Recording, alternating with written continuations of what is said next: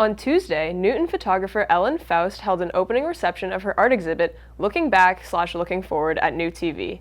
Foust is showcasing her 33 photos, including award-winning favorites and brand new work. Newton News caught up with Ellen Foust to talk about her fine art photography. NewTV is hosting an art gallery, which will be up through Labor Day, for local photographer Ellen Foust.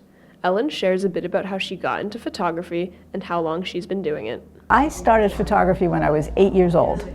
My father was an amateur photographer, a physicist by profession, but he came home and did photography. When we moved from our apartment in Manhattan to New Jersey, he built a darkroom in the basement.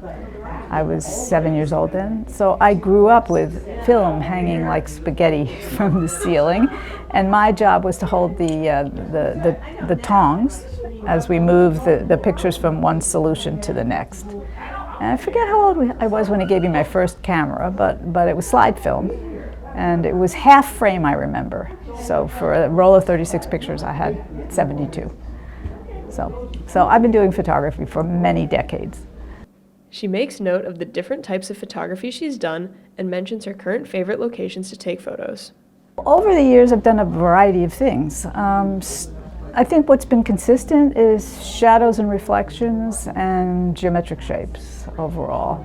There was a period where I was doing street photography. I was commuting back and forth to a job on the T, and I had big headphones on, and I was pretending to listen to music, but taking candid pictures with a cell phone. Landscape features prominently in my work, as well as geometric shapes. And this exhibit has the bike rack project that I've done of a curlicue bike rack on the campus of UMass Boston.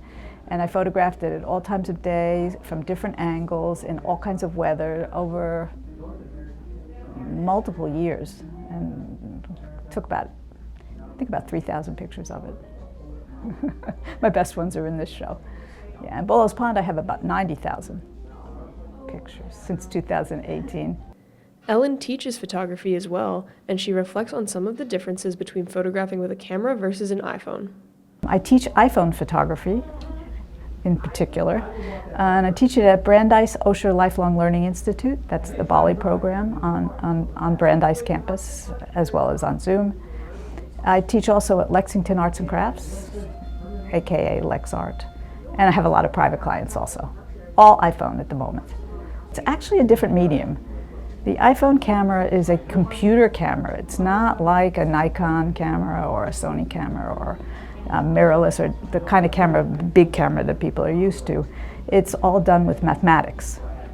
So I'm standing in front of a picture with some blurring here and in the background, and that is not done with the optics of the camera. It's done through mathematical algorithms in the portrait mode of the iPhone.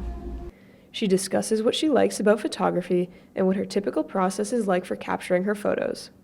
For me, being a photographer is a meditative practice. It's all about seeing, and seeing is not looking. Looking is kind of just glancing and not really taking it in. I mean, I have been known to plant myself in one place and really look deeply, which I call seeing, for hours and see every little nuanced change. And when I'm doing that, I'm not worrying about all the things that we could be worrying about in this day and age. And it's very relaxing to me. So I'm very interested in visual literacy and communicating through imagery and in seeing very, very deeply. And I think at the bottom of all the photography that I do, that's it.